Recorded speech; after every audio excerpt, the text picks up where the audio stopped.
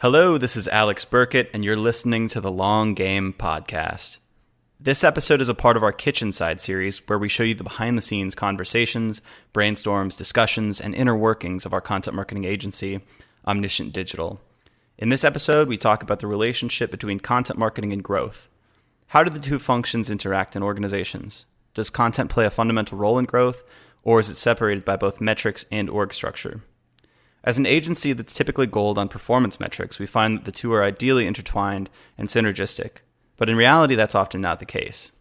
This podcast explores why that may be and some potential solutions to get more growth out of your content program. Without further ado, here is our conversation.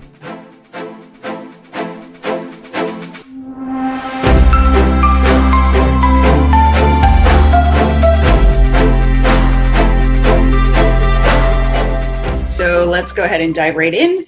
On this episode of Kitchen Side, we're talking to Ali, Alex, and David on how growth and content overlap. So first, let's define growth marketing. Would you say that it places a higher value on goal setting, data analysis, testing? Ali, do you want to take this first? I'm actually going to let David do this because he's head of growth. This is his domain. I will throw in a wrench and say that I actually dislike the title of growth marketer. I think at some point marketing might have ended up not being as closely aligned with business goals and metrics and kind of became a fluffy thing. Someone decided to say, hey, I'm a growth marketer because I'm focused on using data. I actually view growth as more of like, in a current world, as how people define it, is marketer that has some sort of hypotheses for why a certain marketing tactic or campaign is being run, has metrics that they're measuring themselves towards, and figuring out how those metrics are tying back to business value, and therefore able to make a case for, I'm doing this X project, which I expect to move metrics by this much, which influences this business goal. Hopefully every marketer approaches their work that way, but that's kind of how I view growth. And if we use that for content marketing and layer it on, it's more of how do we not just create content for content's sake, but how do we make sure that the content we create is contributing to business goals? And how do we make sure that every piece of content has a purpose, whether it's thought leadership as a goal, or is it to bring in traffic, or is it to bring in leads? There should be some job to be done by every piece of content. Mm-hmm. Do y'all have anything to add there? Yeah, I want to add maybe some historical context to the term growth, because I think that's often confusing and it's been diluted over the years. So if I'm right, I think Chamath Palihapitiya at Facebook kind of invented the first growth team. And I think his purpose there was to sort of form a multi-disciplinary and cross-functional org that was solely tasked with growing kind of key business metrics. So I actually don't think that's historically unique, because direct response copywriters have been doing that forever, since the early 1900s. But I think why we use the term growth now is because there's sort of like two converging worlds, which is this old world of CPG, where you would often do these kind of big, broad brand campaigns, Super Bowl ads, billboards, etc.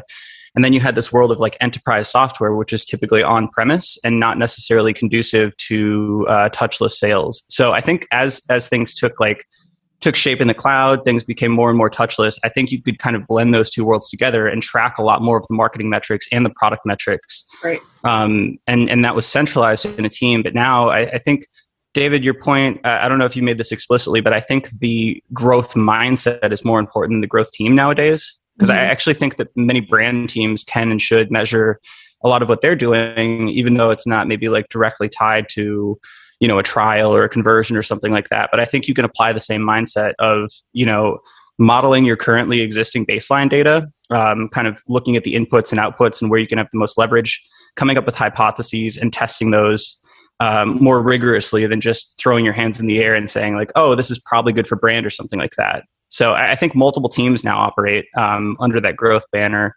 And then this is another one, it's typically split nowadays between like growth marketing and product growth. But functionally, these orgs do the same thing, just on different domains. So a growth marketer might optimize a landing page or a paid acquisition campaign, whereas a growth product manager might, optimize an onboarding flow or develop product features that are, well suited for retention or monetization or something like that. So I just think that term got quite diluted. Right. Now everybody's a growth marketer, you know? Yeah. And then there's like the additional layer of like, all right, if we're talking growth metrics, like pirate metrics of acquisition awareness or acquisition, activation, retention, referral, revenue, then it's like, if we're talking about the overlap of content, well, how's content helping one of those metrics too, if we want to get to that stage? Right. Mm-hmm. Another misconception, I think, with the pirate metrics is they say, this is commonly espoused as a definition of growth marketing, is that you're like sort of a full funnel marketer. So you look at each one of those stages. I've literally never seen that unless you're like super early stage, in which case you're not even a growth marketer. You're just a generalist trying to grow a company. But yeah, I think to David's point, I think you can actually fit content into a couple of those buckets, and how you choose to do so depends on your growth model and your company. You know, content could help with sales. It could help with activation. It could help with acquisition. Obviously, that's like the main use case that I see, or it could help with retention. And how you set those goals and measurement, that defines how content fits into growth. Mm-hmm. And then curious about your perspective on this, Ali. How would you define content marketing? Well, content marketing, in my like short definition, would be creating content in order to engage, interest, and convert audiences. But thinking about it in the context of our conversation, that is just a small definition in terms of like the acquisition play, very much like top of funnel, pre-purchase, almost like up to the sale, which is primarily where I live. But when we think about it in terms of like the whole growth effort, I think a lot of folks see content hit a wall after folks convert. And then it moves on to like sales enablement and then retention, and then customer success or customer service or whatever you want to call it. And I think more and more content teams should be challenged to own the whole process, or have at least like representation in each part of the process. And I know that that's a little bit hard to balance because you've got folks that specialize in each part of those. And so it's hard to overlap. So in terms of how it looks like in a team, I'm not sure. But my definition of content marketing, especially after seeing how this conversation is playing out, it only truly lives in the acquisition, like the awareness and the acquisition phases, which I think most people would define content marketing as. So definitely room for growth, literally, as it pertains. I actually disagree with that. Really? Yeah, I think if we're thinking about content marketing for acquisition, that makes sense. But content marketing doesn't just have to serve the role. I think for what we do for clients, that tends to be the main goal. Content can and does influence things like retention and monetization. No, that's what I'm saying is it should. But I think most content teams are built with like primarily marketing in mind. And when it comes to creating content for, you know, sales enablement, onboarding, customer retention, upgrades or upsells, that those projects typically live on those teams, and there's not a lot of content influence from like the people who created the original content that converted to begin with. It's either like a second thought, like, oh, we should have the content team look over this, but there's not a lot of initial influence from the folks that initially wrote the stuff or created the stuff that converted these people to begin with. So I'm agreeing with you, as I'm saying it should have more of an influence throughout the entire customer, like a very intentional influence. Yeah.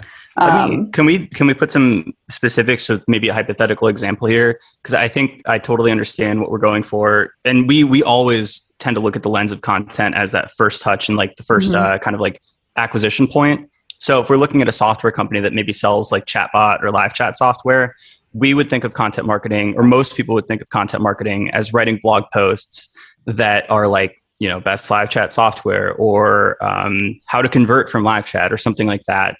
And the person then signs up, and then that conversion is kind of what we're tracking. That could be an ebook that then gets passed to like the sales team as like an MQL or SQL. That could be a direct free trial or freemium version of the product. But whatever that first touch point is, that's the acquisition level. And then as you go through the product, I guess like where are the other places where content typically touches, but content marketers don't? It's maybe like on the activation point, and that's where sales enablement content comes in. Sort of tutorial onboarding, software. The entire onboarding flow. I think what I'm realizing now is we're talking about like content and content team, like content and the teams that do content separately right now.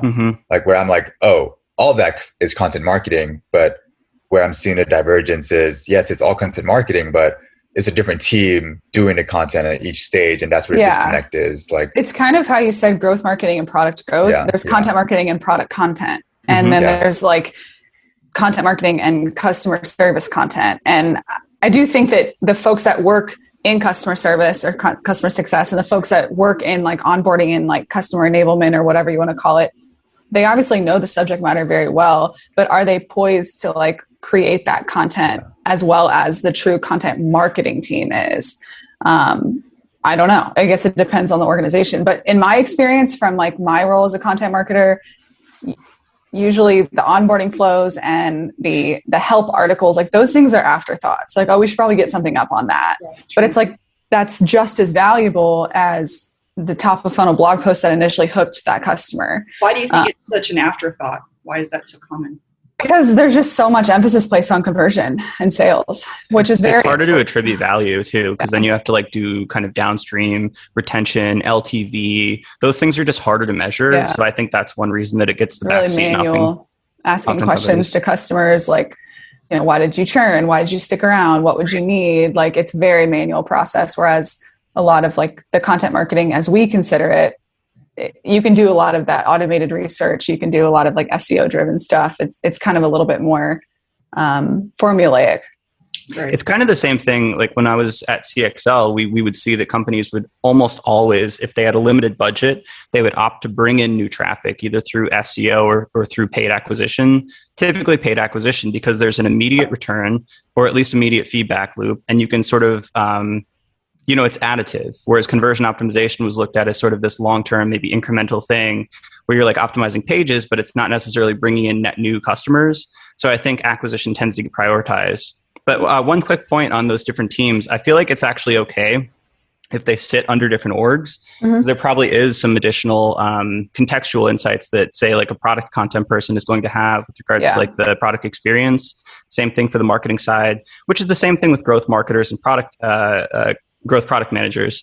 Like they have domain expertise, but the important thing I think is that they talk, because the product side, it's like they could benefit from the insights of knowing what content people read before they actually came in. And that may help them craft a better journey towards that activation point, towards that monetization point, and vice versa. Like there's a lot of technical content within the app or within kind of like the retention level that could be used on the blog to better inform people. And it makes me think of this statement that Tim Solo said when we talked to him in the office hours.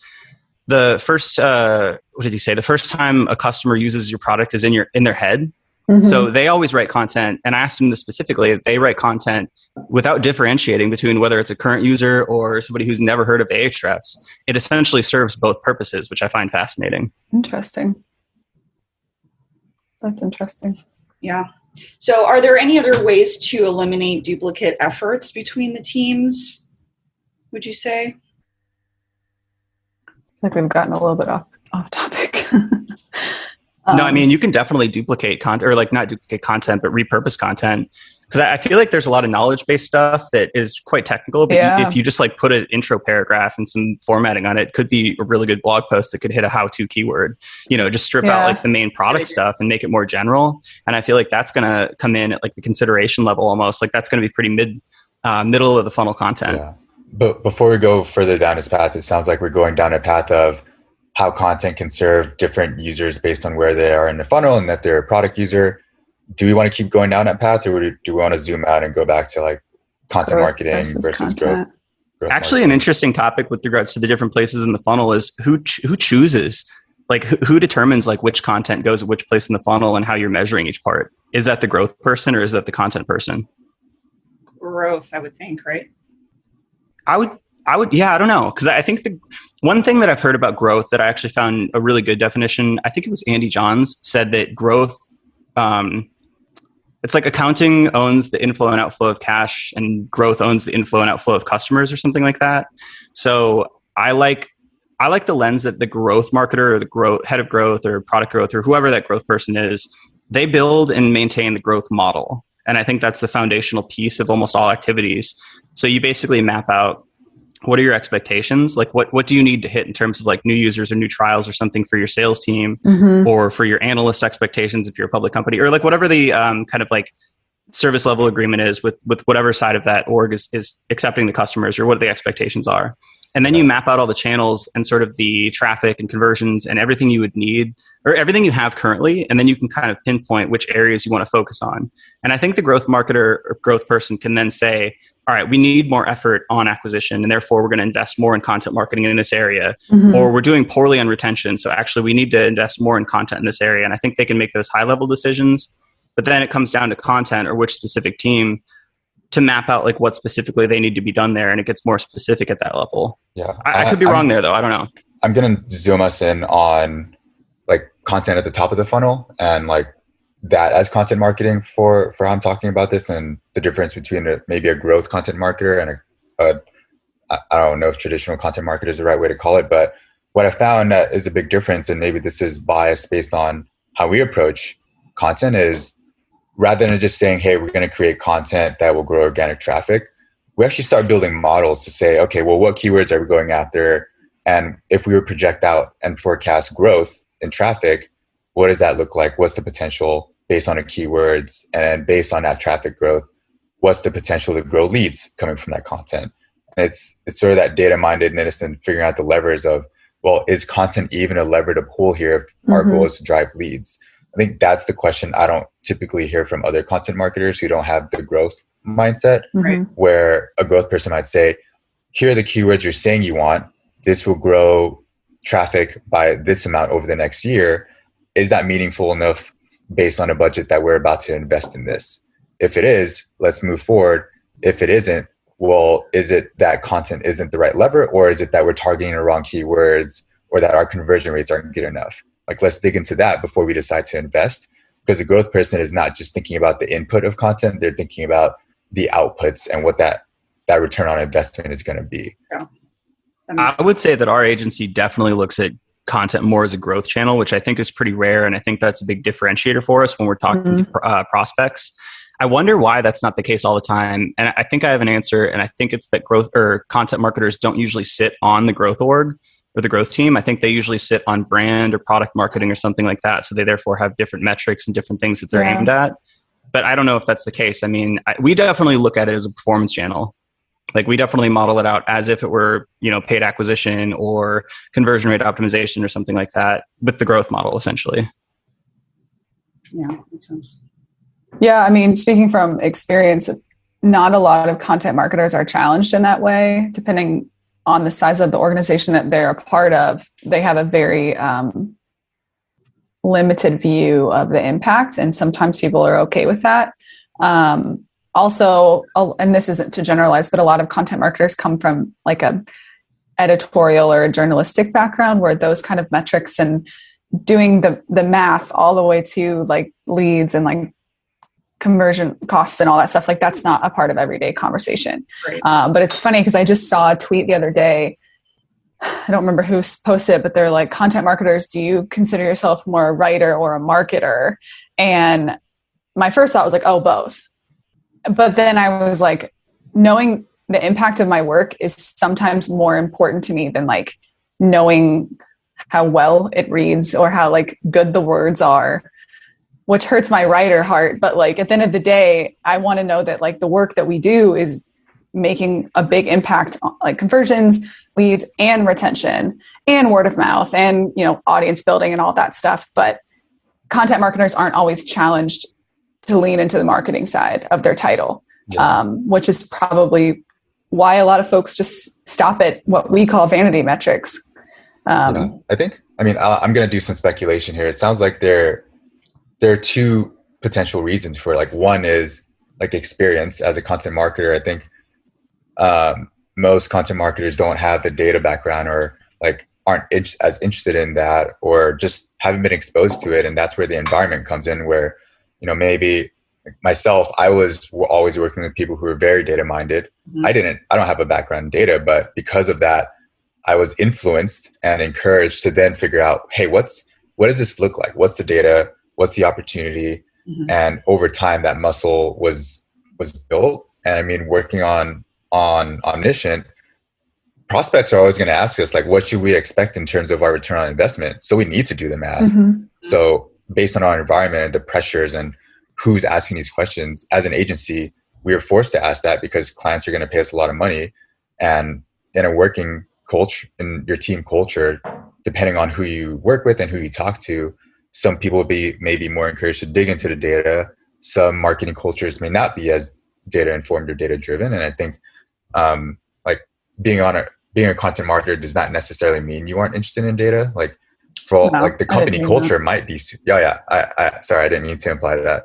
Like some company cultures might have that data and like press the content marketer to look at the numbers, which I just had that realization now. It's interesting. I just think there's very few resources for content marketers in the same way that there are like growth marketers or CROs or something. Like we have Reforge and we have CXL Institute, and there's just like a myriad of different programs you can take and education. Whereas like, I don't think there's a lot when it comes to what we could call a data-driven content marketer or a technical content marketer. And I actually think that, to get meta, I think that's why our content tends to resonate in like the way we put it out. We're talking about growth modeling. Our course is really data driven and quite technical for most content marketing. And I think there's a dearth of content around that. So I think it probably is an education and experience thing. But I will say I studied journalism in college, but then I joined a company where I got very data driven very quickly and started doing CRO and started doing A/B testing and all this stuff. So I developed that mindset afterwards. It was accidental in a way. I also gravitated towards some of that. Just like I tend to think like an analyst. So I think it is the mindset that you bring towards projects too. Sometimes you have more of an artist mindset, and therefore you're going to be looking at more of like the style and the formatting of the content versus like the impact or something like that. So I think it's probably partially like mindset and it's partially education. But I definitely don't want to generalize. I think everyone approaches content projects and deliverables differently. But speaking from my experience and the teams I've been on, the people I've worked with, it's usually pretty rare to see someone who just has a content marketing background. Like if you had gone from journalism into like a staff writer role, I don't think you would have had that same exposure to data. No, or the expectations to like report on things as a growth marketer would. But thinking about like some of the folks that we work with, you know, all the client conversations I've had, some folks jump right to that. You know, what can we expect? But then there are some like heads of content or, you know, content teams that haven't asked that question yet. And I wonder, how do we help our clients look better to the folks who are seeking those answers in their team? I think that's definitely room for improvement for me and for us to equip folks better and empower them with like more data-driven things, that maybe questions they don't even know they need to ask or that they should be asking. Yeah, it does seem like there's that quadrant 4 of like things you don't know. Right. So there's some level of like, you don't even know what to expect. So I think our like what we're doing here is probably like a good service in terms of like saying, oh, actually you can append, you can like use these metrics that growth teams use. I think that's actually pretty novel for many teams. And thinking about like, one of y'all posed the question of like why some content agencies don't approach it like this. I see our responsibility as an agency just as much to deliver as it is to educate. I think that's why people consider us like a part of their team, an extension. And that's why I'm so passionate about like having just as many conversations and client calls about like educating the people that we're talking to as it is to just telling them what we've done. Well, like since we talked last and progress updates. That's exciting to me. So maybe that's one way that we're differentiated. Yeah, I think it's pointing to a bigger thing. I just got off a call with Glenn and a client we're working with, and we're working with the head of marketing. We're going to meet with their head of content. Alex, who's their head of marketing, was like, hey, our head of content's having a lot of trouble. She's committed to 90 pieces in a quarter. That's more than a piece a day. And getting a bunch of requests from leadership. And she could use some help with like adding some data-driven insights to content marketing to help prioritize and push back on like what should actually be done versus just like, hey, leadership's asking for this, we got to do this. Or hey, sales team's asking for this, we should do this. Whereas when we come in, we're like, okay, based on the data and what we've done, like understanding search volume, potential conversion rates, and like search intent, here's what we prioritized for you. So it seems like it's one of those realizations, like what we're doing is actually pretty different from other people doing content. And maybe there's an opportunity to create a course about this. But it's fascinating hearing how some folks, like, it's not just that it's missing the data, it's because there isn't a data-driven aspect, it's hard to prioritize and know what's important to work on. And I think that's our value add to customers. I think too, we can expand on this later. Content has become like a quantity game, partially in the sacrifice of quality, but because there's so many writers and a lot of them don't charge a lot of money like they should, or they're maybe just not very good. I think a lot of organizations have started just literally churning, knowing that 1 in every 20 pieces might rank, might convert. But hey, the more we put out, the more we have the potential to attract. I mean, it's a decent idea in theory, but like execution, puts strain on an organization, completely veers away from data-driven, like a data-driven approach. You can't explain with data 90 pieces a quarter.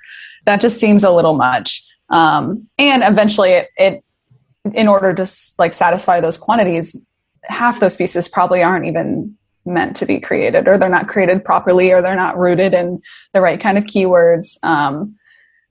So I think like content moves really quickly. And I know speed is the key for a lot of startups, but it doesn't have to be that fast if it sacrifices more important things along the way, like quality.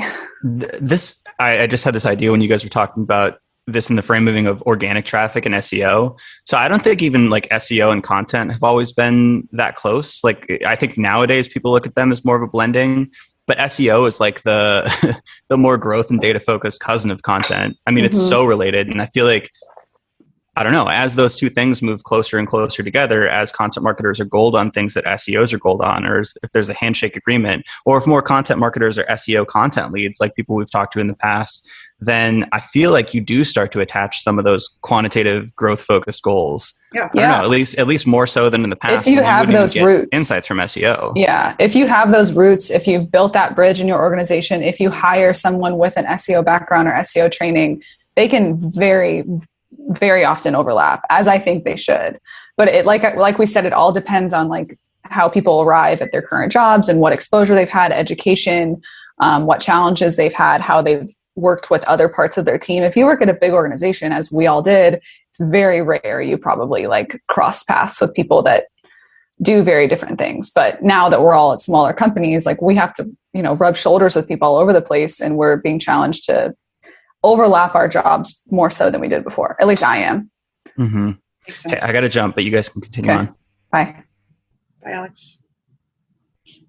Yeah, really interesting. So is it the responsibility of like a content marketer to do that education? I mean, I guess it goes back to you don't know what you don't know, or is that on the company to kind of create that overlap?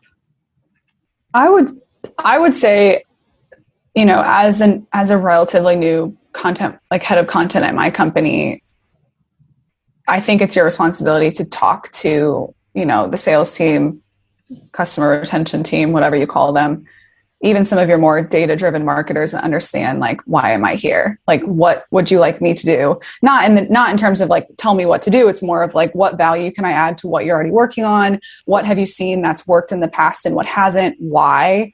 How can I contribute? Like, for example, when I started in this new role, I was challenged by a former mentor of mine to like, before I even created one piece of content, go to the sales team and be like, what are you doing with my leads? Like, what are you going to call them or not? Are you going to follow up? Because that can completely impact how and why I create content. And they had a structure in place to follow up on the leads coming from the content I created. So therefore, I knew how to approach the pieces. I knew how to position the CTAs, all that stuff. Right. So I think that there is a responsibility on the content marketer, but at the end of the day, like Alex said, it's all about just communication and staying in touch. Yeah, I think my concern is, this might be a controversial statement, content marketers are kind of viewed as a commodity now. When I think about content marketing and how people view them, it's like, we can just hire a college grad to do this, or like someone without a lot of experience, which first of all is wrong. And second of all, I think content marketers can be super valuable by adding those data skills and become much more irreplaceable than someone who's just churning out content. Because once you start getting the data, the person who reports on the data, like for better or worse, it tends to be the person that gets credit for that. So if you're a strong content marketer that can create great content and also can report back on the impact of said content on traffic or leads or even mapping all the way down to revenue, you're going to be viewed as very valuable and be seen as like someone who can take on more responsibility, that can communicate these sort of results and thinks about the business results and not just the input of creating content. And because big assumption here, because I think a lot of content marketing teams aren't pushed to think that way, I do think the onus is on the individual content marketer to make the effort and take the initiative to develop those skills. Because if a company isn't asking for a content marketer to do those things, there is an incentive to do that, which I think continues to perpetuate this sort of like content marketers are only there to churn out content. And I don't think that's right. I don't think that's like the right way to view a content marketer or the best value that they can provide.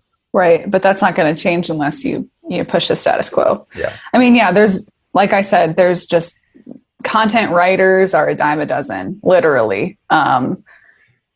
Sometimes it works to your advantage. But in terms of making sure that they're seen for what they are, like you have to kind of expand outside your writer brain and become more of a marketing minded person. And also content is not just written content either. So I think there's lots of different ways to approach it. I was going to say something and then I forgot what I was going to say.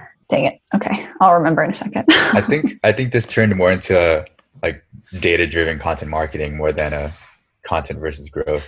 But knowing that growth is rooted in data, like seeing how growth and content overlap, it's more of like content is an important subset of growth if it's rooted in data.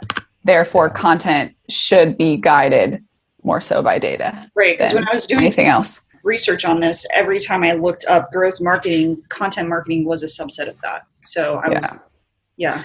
I mean, if your growth marketer is like, hey, email is a super lucrative part of our strategy because of XYZ, like that's a type of content. Same with social, same with blogs, same with video. Those all technically count depending on how your company defines all of that and houses that whole team. It technically all falls under content. Same with like help articles and knowledge bases and sales enablement. That's why initially I said content marketing, I think at least when I define it, because this was my initial exposure, is like top of funnel, driving awareness, maybe converting. That's literally a fraction of where the concept of content comes into play. But as it pertains to growth, whatever it is, it should be rooted in like data and what's been working for the company's goals. Oh, well, I'll also add a flip side to this because sometimes companies get too reliant on data. I think the piece of growth that often gets overlooked is the idea of having a hypothesis for why you do things. Because sometimes there isn't data to back stuff up and you just got to like make sure there's clear reasoning and logic. Like us creating the podcast, like us hiring Carissa for you to come on and like help produce the podcast, do these kitchen sides. We had a hypothesis that producing this podcast would help us develop as thought leaders, get more of ideas out there and like develop more credibility. And like, how do you put data behind that? Like, sure, we could say numbers of downloads on a podcast, but we're not going to expect millions of downloads in the next year. Right. But we're getting the feedback from people like, oh, I love your podcast, or hey, I thought this was interesting. And it's like about that to us validates the hypothesis. Right. That one, bringing on Carissa was a wonderful idea for many reasons.